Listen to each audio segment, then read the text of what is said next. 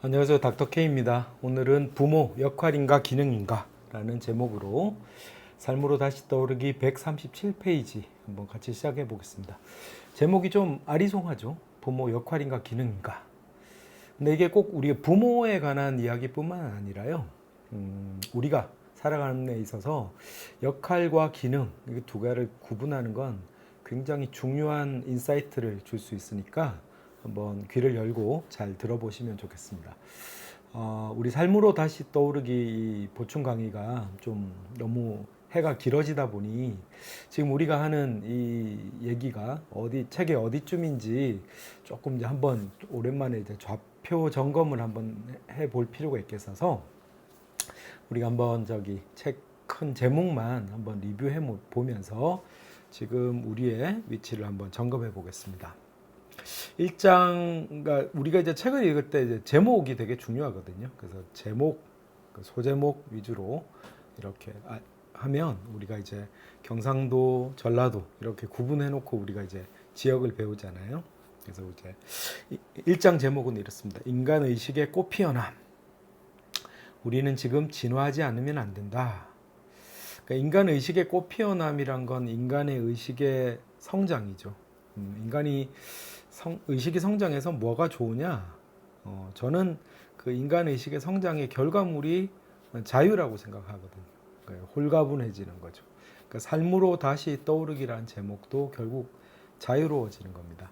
제가 이제 이 영상을 찍으려고 이 책의 그 제목들을 이렇게 쭉 보는데 여기 보시면 여기 이제 낙타 보이시죠?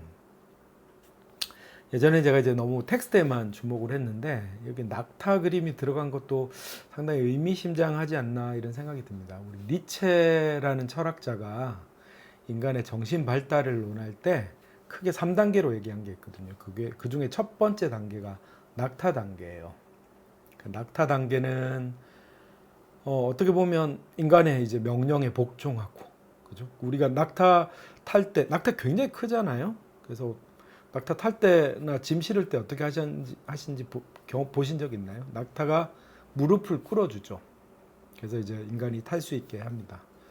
어쩌면 낙타는 생존을 위해서 그죠? 인간에게 가축화된 동물일 텐데 우리 많은 우리들은 낙타 단계에서 살고 있는 것 같아요. 낙타 단계에서는 물론 먹이와 물을 공급받겠지만 자유로운 상태는 아니죠. 그래서 인간의식의 꽃피어남이라는 굉장히 선언적이고 이 책의 큰 주제를 담은 부분을 설명합니다. 근데 우리가 자유롭지 못한 것은 실은 이제 에고라는 의식 상태에 우리 대부분이 갇혀 있다는 거죠. 그래서 좀 거창하지만 에고, 인류의 현재 상태. 그리고 여기도 벌써 자유라는 단어가 나오죠. 우리가 저번에 제가 행복을 추구하는 게 아니고 우리가 자유를 먼저 추구한다고 말씀드렸잖아요. 그리고 우리가 자유로워지는데 가장 방해가 되는 것이 이 에고이기 때문에 에고를 이해하는 것이 너무너무 중요하고 되게 이 2장에서부터 6장까지가 끊임없이 에고를 변주해서 다양한 각도에서 소개하고 있습니다. 3장 제목은 마음이 만드는 드라마. 에고를 초월하기 위해 이해해야 하는 것들. 그러니까 여기서의 마음은 에고의 마음이라고 생각하시면 되겠습니다. 그래서 이 에고가 각종 이제 그 인간관계를 만들어내는 거죠. 우리가 보는 드라마들은 그 장르가 SF든 뭐 법정 드라마든 법정물이든 전부 다 인간관계에 관한 거잖아요. 그래서 인간관계에 관한 그런 것들을 이제 소개하고 있다고 보고요. 지금 우리가 살펴보고 있는 것이 이 4장입니다. 에고의 여러 가지 얼굴들이 주로 무엇을 통해서 나타나느냐? 역할을 통해서 드러난다는 거죠. 근데 그것이 나도 모르게 연기를 하고 있다는 거죠. 그 연기의 역할에 너무나 과몰입되어서 자기 정체성을 잃어버린 상태를 에고라고도 할 수 있겠습니다. 그 중에 이제 오늘 살펴볼 이 부모라는 역할이 어쩌면 이제 굉장히 보편적이고 너무너무 흔하게 정체성을 끌어당기기 때문에 에카르트 톨레는 부모라는 역할을 이제 소제목으로 따로 분리해서 이 4장 중에 한 부분을 할애하고 있습니다. 앞으로 이제 살펴볼 5장, 6장의 제목만 한번 살짝 볼까요? 5장은 고통체. 이제 과거에 특히 우리가 이제 상처가 많은 사람일수록 이것들이 에고는 주로 이제 생각으로 나타나지만 이게 이제 묵고 오래되면 감정의 고통으로 나타나죠. 그 감정이 실은 너무나 오래되면 가끔 여러분들도 경험하실 텐데요. 막 가슴이 막히거나 막 돌멩이가 짓누르고 있는 것 같은 그런 신체적 증상도 수반되는 것 같아요. 그래서 크게 우리 직접 눈으로 보이지는 않지만 실제로 감각으로는 많이 경험할 수 있는 것 같습니다. 이런 고통체. 그 다음에 우리의 자유의 반대 상태죠. 그래서 6장으로 감옥으로부터의 탈출까지가 우리를 묶고 있는 것들에 대해서 얘기를 합니다. 그리고 7장부터는 뉘앙스가 좀 바뀌죠. 형상의 꿈에서 깨어나기. 여기 그러니까 에고를 이해한다는 게 제가 계속 정체성이란 키워드를 가지고 말씀드렸잖아요. 그래서 진정한 자신을 발견하기 위해서 여기서 형상의 꿈이란 건 꼭 그죠? 뭐 어떤 그 사물의 형태만은 아닙니다. 뭐 여기 돌멩이 있잖아요. 바위가 가장 밀도가 높지만 실은 이제 정신적 동일시 뭐 이런 것들도 다 우리가 이제 형상의 꿈이라고 할 수 있겠습니다. 그래서 지금 우리는 이제 4장 역할에 대해서 특히 우리가 에고가 역할에 들러붙는 힘이 굉장히 크기 때문에 그 부분을 이제 소개하고 있습니다. 그 부분을 이제 조금 더 우리가 책을 하나하나 문장 단위로 들여다보면서 오늘의 말씀을 드릴까 합니다.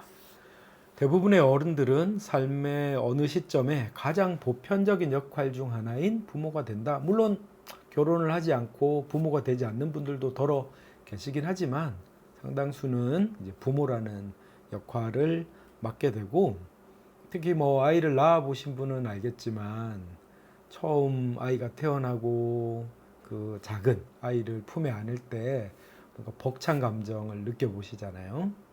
저도 그런 기억이 납니다.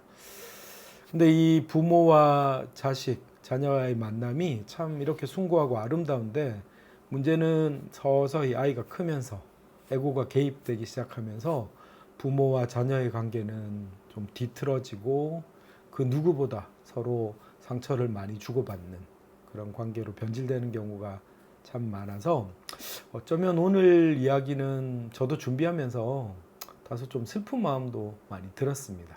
그러나 우리가 또 진실을 직면해야 될 필요도 있기 때문에 오늘은 뭔가 조금 서로 이렇게 마음속에 굉장히 우리에게 치부일 수도 있고요.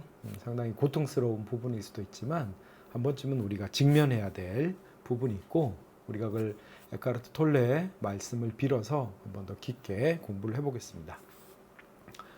부모인 것이 정체성이 될 때, 즉 자신의 자아의식 전부나 많은 부분이 그것으로 이루어질 때 그 기능은 쉽게 지나치게 강조되고 과장되어 당신을 점령해 버린다.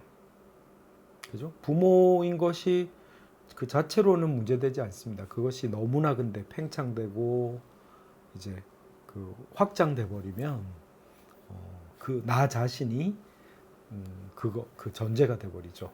그것이 이제 오늘 던지고 있는 부모 역할인가 기능인가를 묻는 것입니다. 요즘은 전국 노래자랑 프로그램에 보면 조금 그런 경향이 더 적어진 것 같긴 한데 예전에는 제가 어릴 때를 보면요. 특히 어머님들이 나와서 자기소개를 할 때 자기의 이름보다는 누구 엄마예요를 훨씬 더 많이 얘기했던 것 같아요. 그런 것들이 실은 어떻게 보면 그 정체성을 표현하는 기저에 깔린 거죠. 무엇이 너를 위해 가장 좋은지 내가 안다. 우리가 이제 자녀를 위해서 이것저것 어떤 결정들을 하고 이끌어 줄 때 이제 이런 말들을 많이 합니다. 또는 뭐 꼭 직접적으로 말로 표현하지 않더라도 기본에 기저에 이런 전제를 깔고 이렇게 생활을 하시는 분들이 상당히 많죠. 톨레는 얘기합니다. 아주 어렸을 때는 이 말이 진실일 수도 있죠. 왜냐하면 어릴 때 그죠? 아이가 사탕을 많이 먹고 이런 것들이 아이한테 좋지 않다는 걸 우리가 알고 있잖아요. 근데 아이가 10살이 되고 15살이 되고 그때 과연 아이의 미래를 위해서 어떤 것이 어떤 선택이 가장 좋은지를 과연 부모가 다 알 수 있을까요? 그러니까 두 가지 측면에서 이 말을 좀 생각해 봐야 될 필요가 있을 것 같아요. 그러니까 부모와 자녀는 일단 우리도 아이를 낳아보면 알지만 나하고는 굉장히 다른 존재죠. 성향과 기질과 선호도가 다 다르기 때문에 나한테 과연 그것이 좋았다고 하더라도 또 반대로 더 흔한 경우는요. 나에게 결핍이 있었던 경우를 더 많이 느끼는 것 같아요. 내가 이것이 너무나 뼈저렸기 때문에 너한테만큼은 이런 것들을 내가 다시 겪지 않게 해주겠다. 내가 이것 때문에 인생이 너무 아팠기 때문에 너는 이런 것들을 겪지 않는 것이 너한테 좋은 것이야. 이런 믿음으로 어릴 때 자신이 겪었던 것에 반대를 이제 해주려고 하는 경향이 많은 것 같습니다. 어릴 때 지원을 좀 못 받았다고 생각하시는 부모님들은 자꾸 이렇게 막 아이를 위해서 많이 밀어주려고 하는 것 같아요. 지금은 좀 그런 시대가 됐죠. 과도하게 실은 이제 선행학습을 하고 그 믿음의 저변에는 지금 좀 고생하는 것이 나중에 아이들이 좀 편안한 삶을 위해서 훨씬 더 좋다고 믿는 거죠. 그래서 그들은 얘기합니다. 아이들이 이렇게 고생하는 게 안쓰럽긴 하지만 그래도 인생 초반에 좋은 어떤 학교, 직업 이런 것들을 선점해 놔야 나머지 인생이 편하다. 뭐 이런 이제 믿음인 거죠. 저는 또 하나 좀 다른 관점에서 이 말이 좀 하나 잘 성립하지 않는다고 생각하는 것은 사회의 변동 속도가 너무 빨라졌다는 거죠. 우리가 조선시대를 생각해 보면 과연 50년, 100년이 지났을 때 사회 구조가 많이 변했나요? 아마 제 생각엔 증조 할아버지의 삶과 증손자의 삶이 크게 다르지 않았다고 생각하거든요. 근데 저는 불과 20년, 30년만 지나도 현대의 시대는 너무나 다릅니다. 저하고 저희 집 아이들은 약 한 30년 차이가 나는데요. 제가 곧 중고등학교를 다녔을 때하고 지금 아이들이 중고등학교를 다닐 때 너무나 다르거든요. 너무나 급변하는 세상에서 과연 우리가 어떤 선택이 아이를 위해 가장 좋은지 정말 잘한다고 확신할 수 있을지 저는 솔직히 잘 그렇게 말하기가 좀 어려운 것 같아요. 근데 이 말이 그러니까 끊임없는 교묘한 통제를 하게 되죠. 근데 본인들은 통제라고 생각하지 않습니다. 그리고 이거를 요즘 아이들은 가스라이팅이라고 얘기하거든요. 그래서 이게 문제죠.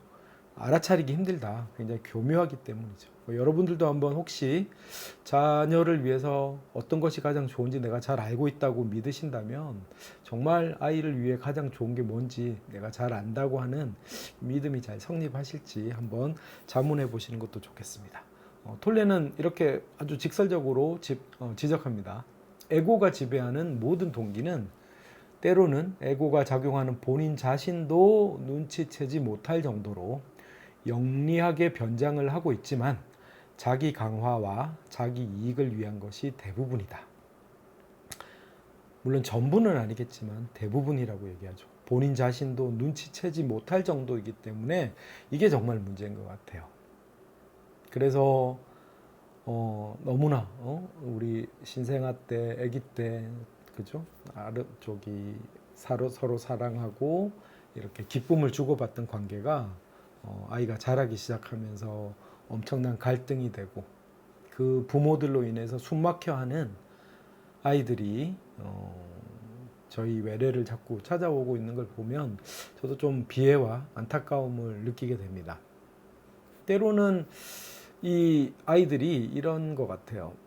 자기들이 지금 굉장히 답답하고 막막하고 어떻게 살아야 될지 모르겠는데 그 힘듦이 어디에서 왔는지조차 이제 몰라서 물론 이게 지금 다 부모 탓이다 이런 말은 아니지만 실은 아직까지는 자기 주체성을 이제 성립하지 못한 그런 친구들이 굉장히 많거든요. 근데 이제 우리가 직시해야 될 것은 우리가 부모가 아이를 사랑한다고 얘기할 때 그리고 계속 널 위해서 내가 많은 것을 희생하고 있다고 표면적으로는 얘기하고 있지만 우리가 정직하게 들여다보면 그 에고의 동기 밑바닥에는 자기 강화와 자기 이익을 위한 것이 대부분이란 걸 좀 우리가 용기 있게 직면해야 될 필요가 있음을 이제 말하고 있죠. 저도 이제 제가 뭐 이렇게 문화적인 컨텐츠나 이런 것들에서 관찰한 것들을 뒷부분에서 좀 더 소개해 드리겠습니다. 부모 역할과 동일화되어 있는 부모는 자식을 통해 더 완전해지려고 한다. 우리 트로피 차일드라는 단어가 있어요. 그러니까 자식이 부모의 어떤 성적표, 상장, 트로피가 되는 거죠. 최근에 그 인기 있었던 폭삭 속았수다라는 드라마를 저는 물론 재밌게 봤지만 거기 안에 조금 마음이 살짝 걸리는 부분이 있긴 했거든요. 굉장히 미묘하게 스며들어 있어서 어쨌든 에카르트 톨레는 이 동일시를 굉장히 많이 강조하죠. 우리가 근데 주변이 대부분의 사람들이 자기 정체성을 너무 동일시를 통해서 찾는 것이 일반화되어 있기 때문에 동일시를 넘어서서 자기 정체성을 찾는 것이 굉장히 낯설고 익숙지 않아요. 그 부분은 아마 아까 제가 책 제목에서 언급했듯이 7장 이후에 가면 우리가 동일시를 넘어선 그 나는 도대체 어떤 것인가 그거에 대해서 이제 얘기를 하게 됩니다. 지금은 우리가 이런 동일시된 대상이 곧 나는 아니라는 그런 깨달음을 계속 이제 더 이제 그 깊게 체화해 나가는 거죠. 자신이 끊임없이 느끼는 결핍감을 채우기 위해 다른 사람을 조종하려는 에고의 욕구가 이제는 자식을 향한다.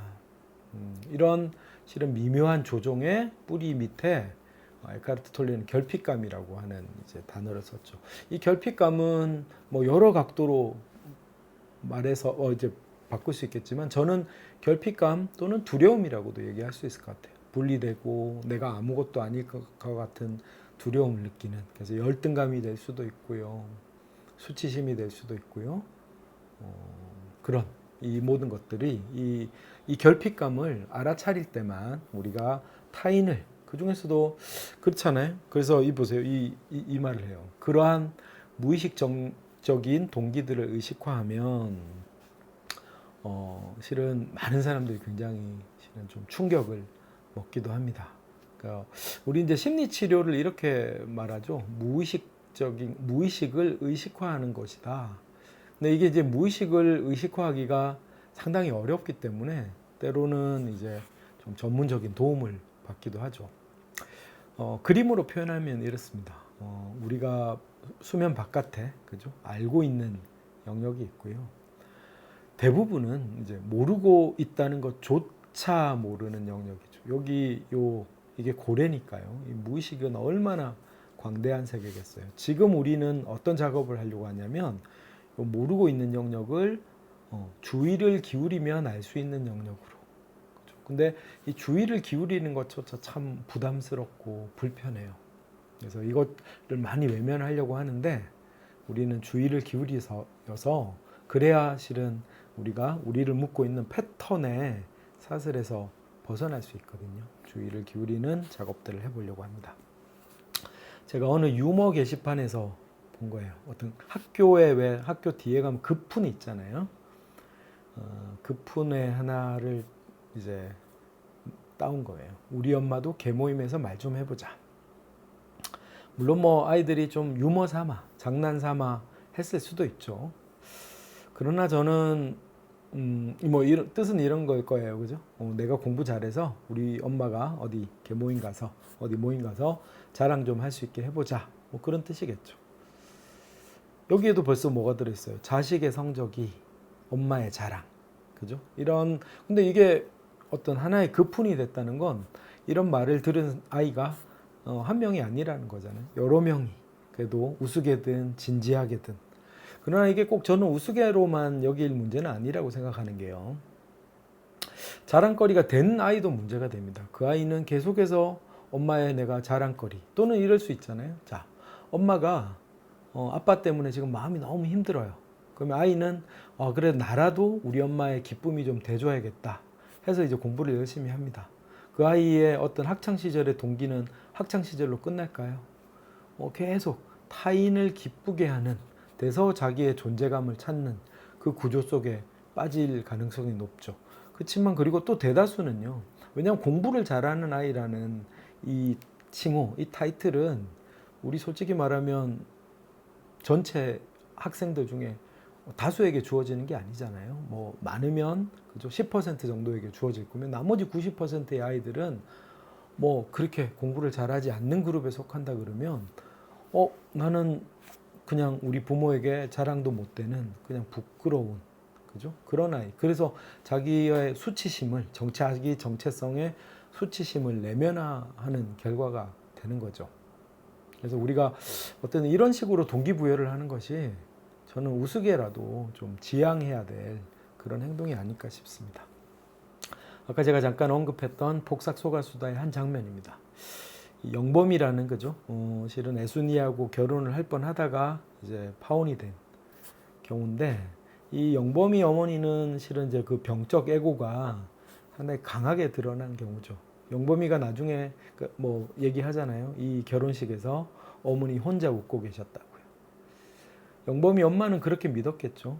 이렇게 아이의 결혼을 내가 이렇게 주선해 주는 것이 아이의 미래를 위해서 더 좋은 것이라고 표면적으로는 생각했을지 모르나 실은 우리는 금방 알잖아요. 이 엄마의 결핍감을 채우기 위한 어떤 에고의 선택이었다는 것을 우리는 알고 있습니다. 지금은 한참 지난 드라마지만 그 스카이 캐슬이라는 드라마를 보면 오늘 우리가 얘기하는 이야기들이 정말 잘 녹아 있죠. 그러나 그래서 우리가 꼭 영범이의 엄마처럼 그렇게 강한 이렇게 누구나 알 수 있는 정도가 아니더라도 그 미묘한 수준에서 우리가 자식들을 통해서 완전해지려는 이런 욕구들이 실은 비단 부모뿐만 아니라 부모와 자식 사이를 굉장히 병들게 한다는 걸 우리가 좀 직시할 필요가 있습니다. 최근에 이수지 씨가 올린 유튜브도 되게 화제가 됐었잖아요. 어쨌든 이런 것들이 실은 부모의 역할과 기능을 혼동함에 됨으로써 벌어지는 배후의 에고의 작용들이라고 생각할 수 있겠습니다. 이게 보세요. 꼭 비단 지금 부모라는 역할에만 국한되는 얘기가 아니거든요. 앞 페이지에 가면 좀 이런 구절이 하나 있었어요. 예를 들어 의사라는 자신의 역할과 완전히 동일화된 의사에게 진료를 받으러 가면 그에게 당신은 하나의 인간 존재가 아니라 환자이거나 하나의 진찰 기록일 뿐이다. 되게 좀 오싹하지 않습니까? 우리가 의사에게 하나의 케이스로 취급받는 건 참 비극적이잖아요. 물론 의사들이 어떤 우리가 공부를 더 깊게 하기 위해서 우리가 케이스 컨퍼런스란 걸 하고 이런 과정들이 있을 수는 있죠. 그거는 저는 좀 별개의 문제인데 그게 아니라 실은 우리가 어떤 진료 현장에서 그죠? 하나의 그냥 사례로 취급받는 건 그런 경험을 해보신 분들은 되게 좀 불쾌감을 느끼잖아요. 근데 부모 자식 간에도 무의식적인 이런 의사와 환자 관계에서 만약에 이런 것들이 적용된다면 비슷하고 동일한 메커니즘이 작용한다면 얼마나 오싹합니까, 그죠? 아주 한 몇 년 전인 것 같아요. 진료실에서 한 아이가 했던 말이 지금도 제 약간 기억에 남습니다. 우리 엄마는요, 부모가 아니고 학부모 같아요. 이런 말을 한 적이 있어요. 한 5학년 정도 된 아이였던 것 같은데 그 아이의 말이 어떤 뉘앙스인지 좀 전달이 되시나요? 부모가 아니라 학부모 같아요. 저는 좀 모르겠어요. 그때는 그 말을 그 부모한테 직접 전하지는 제가 못했던 것 같은데 참 안타깝고 마음이 좀 슬펐던 기억이 납니다. 자, 이제 조금 이 말이 좀 다르게 느껴지시나요? 부모 역할인가 기능인가? 부모가 되고 그죠? 자녀를 키우면 여러 가지 기능을 수행하게 됩니다. 이제 부모의 기능을 크게 세 가지로 얘기하거든요. 보살핌이 있죠. 보살핌. 그러니까 아주 어릴 때는 보살핌은 주로 육체적인 필요를 채워주는 거예요. 이유식을 주고 따뜻하고 뭐 시원하게 해주고 기저귀를 갈아주고 뭐 이런 것들이죠. 육체적인 보살핌입니다. 조금 더 아이가 크면 공감을 하게 돼요. 아이의 말에 귀 기울여주고 또 슬플 때 그 정서적인 베이스 캠프가 돼주고요. 조금 더 아이가 크면 인생의 선배로서 또는 뭐 멘토로서 그걸 우리 지도라고 해요. 그래서 보살핌, 공감, 지도. 뭐 어느 순간은 지도도 이제 필요 없을 단계가 이제 오기도 하겠죠. 그러나 이제 아이가 아직 미성년자일 때는 이제 그런 이제 발달 단계에 따라서 이런 기능에 변화가 생기는데 제가 실은 진료를 하다 보면 여전히 보살핌 단계에 고착된 부모님들을 많이 만나는 것 같아요. 그분들의 언어를 잘 보면요. 아이가 18, 뭐 심지어 25 이런데도 아이를 지칭할 때 자꾸 우리 애기라는 표현을 많이 쓰시는 것 같아요. 우리 애기가 우리 애기가. 악의는 없으시겠지만 저는 그게 무의식적인 아이를 바라보는 자신의 관점이 그 용어에 투영된 거 아닌가 이런 생각이 듭니다. 그래서 근데 이제 그런 기능의 고착이 하나 문제가 되고요. 또는 아까 말했던 부모라는 역할이 자신의 인생에서 너무나 중요성을 차지해 버리면 그 아이는 부모하고 온전한 현존의 관계로 들어가지 못하는 거죠. 우리가 이런 것들을 제대로 알아차릴 때 에카르트 톨레도 이제 상담했던 한 사람들이 이제 이런 말을 했다고 하죠. 놀랍군. 내가 이렇게 하고 있었단 말인가. 이제 자각의 순간입니다. 가끔 저희도 이제 상담 현장에서 이렇게 이제 알아차리고 조금 깨어나는 분들을 만나게 됩니다. 아마 과거에 많이 고착이 되어 있을수록 이 요즘 아이들 말로 하면 현타죠. 이 현타가 굉장히 크고 좀 충격인 분들도 있을 거예요. 그러니까 이런 것들이 우리가 용기 있게 직면해야 되는 것들이고 이 역할과의 동일시는 아까 말했던 굉장히 흔한 현상이기 때문에 꼭 부모만의 문제는 아닙니다. 뭐 자기의 특히 직업, 그죠? 교사, 뭐 의사, 특히 이제 책임감과 을 많이 요구하는 이런 직업들에 있는 분들이 그 직업을 제대로 수행하지 못할 때 자기 자신에 대해서 뭐 죄책감, 무기력감 이런 것들을 굉장히 많이 경험하고 있는데 그런 괴로움들이 실은 이 동일시 아이덴티피케이션이라는 현상과 많이 관련된다는 것을 좀 이해하셨으면 좋겠고 그 중에서도 우리가 특히 우리 한국 문화는 되게 조금 서양보다는 부모 자식 간에 실은 이렇게 좀 뭐랄까요 한 덩어리 미분화된 바운더리를 많이 강조하는 좀 문화잖아요. 그러다 보니까 실은 자기가 아이가 부모로부터 독립하고 성장해서 하나의 어른으로 성장하는 것들을 조금 이렇게 건강하지 못한 이런 발달의 어떤 장애물들이 문화적으로 조금 아직 이렇게 깔려 있는 경우를 좀 흔하게 보게 되는 것 같습니다. 요즘 아마 여러분들 뭐 저기 뉴스나 TV 같은 데서 4세 고시, 7세 고시 이런 얘기 많이 들어보셨잖아요. 이런 것들이 실은 비단 뭐 사교육의 문제만이 아니라 좀 더 큰 차원에서 보면 에고의 작동일 수도 있겠다. 그러니까 길게 봤을 때 이런 것들이 과연 나와 우리 아이의 삶에 어떻게 작용할지를 한번 좀 들여다보시면 어떨까 하는 말씀을 우리 톨레의 말씀을 빌어서 드리게 됩니다. 끝까지 경청해 주셔서 감사합니다.